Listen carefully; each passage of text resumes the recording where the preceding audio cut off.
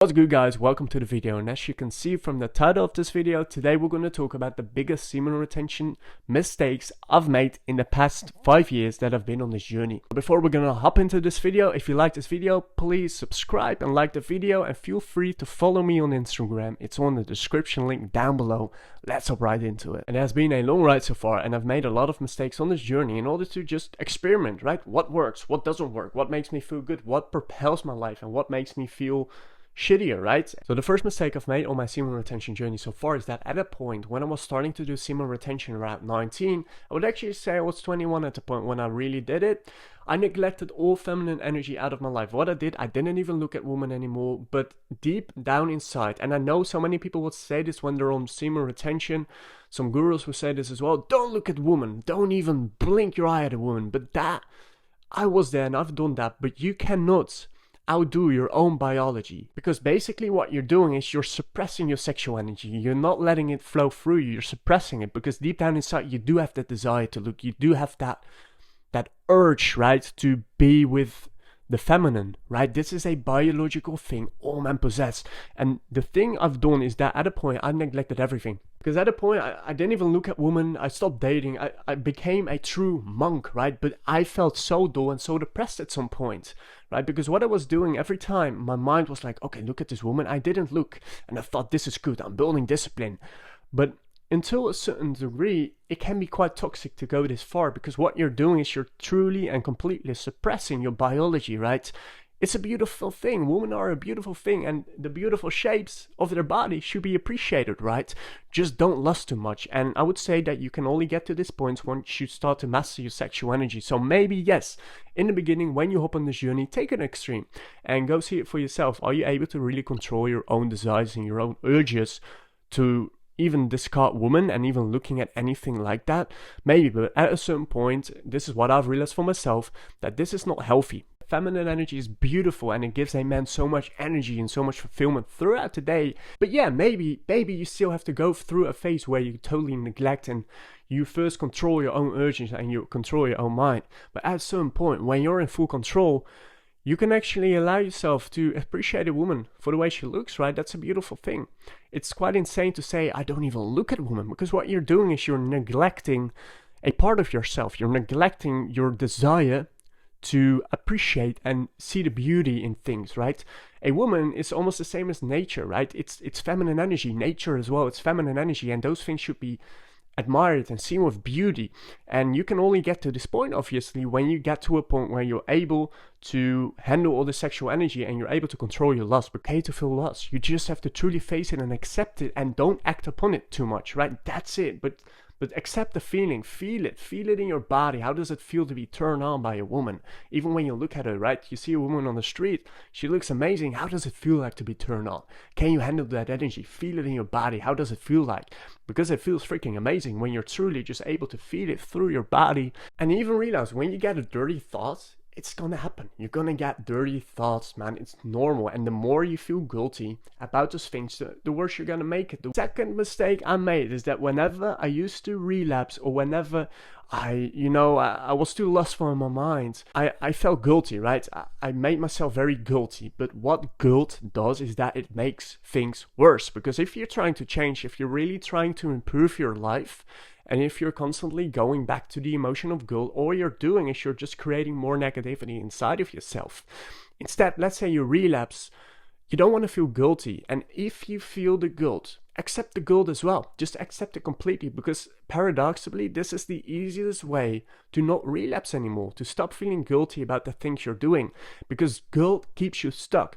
Guilt is simply a way your ego, or you could say the old program in your mind, is keeping you stuck to who you are. Because what you're saying is, I'm guilty. What you're doing is you're going back to your small self, and deep down inside, that's what guilt is doing. It's grabbing you back to your old self. It's just a way, it's just a mechanism of your mind to not change you, to not allow you to move up, because that's very uncomfortable for your ego mind, right? It doesn't want to change. It's going to be uncomfortable because it thinks it will die. Another mistake that I've made, and I made it too many times, and I hopefully will not make it ever again. I don't think I will, because I think I've learned my lesson, is that at some point, every time, man, about 2 weeks in, I would feel so prideful and so cocky and so arrogant, right? That's what I would become, because at this point I just felt like a freaking G, man. I felt so good about myself. I had all this energy inside of myself. Good things are that around day 14 you become very assertive, very courageous, very energized, right? It's a really good feeling, but those things can become too far and you're gonna feel so good about yourself that you become arrogant and prideful and cocky, and those things are really not great emotions, man. Those things are not gonna make your life better. People are not necessarily gonna like you. You're just gonna be a dick. You're gonna be an asshole. Bro, I was just walking around very prideful, right? I felt like this absolute geezer. I'm better than everyone else because I've reached it to day 14.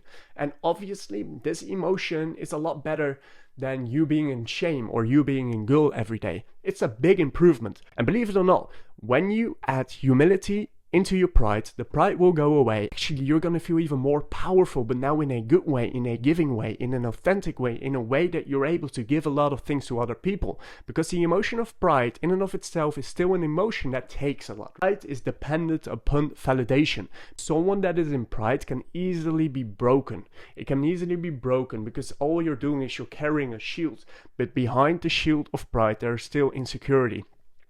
So you really want to get past that phase as quickly as you can by adding in humility and understanding that you are no better than anyone else because you're on this practice. This has helped for me tremendously, and man, this to me it's amazing. It really helped me with good benefits, and it helped me move up and just become a better person overall. So another big mistake I've made is that I started telling everyone the benefits of semen retention, and if you're not doing it, what are you doing? You're missing out.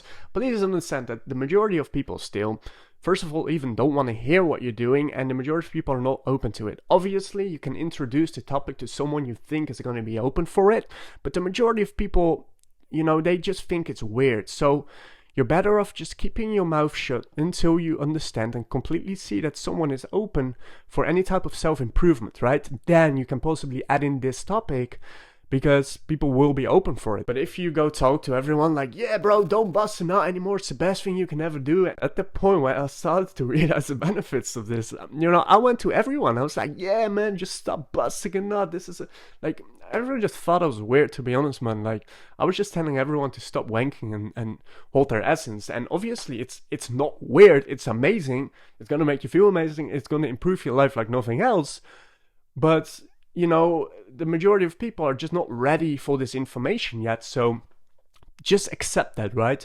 Be a bit cautious. Don't tell everyone you're on 30 days now, or you're on 50 days, or 100 days. I'm doing it here on camera, of course, because there are a lot of like-minded people watching this video, so I can do it. A lot of people would think I was a crazy guy, and I was just weird, right?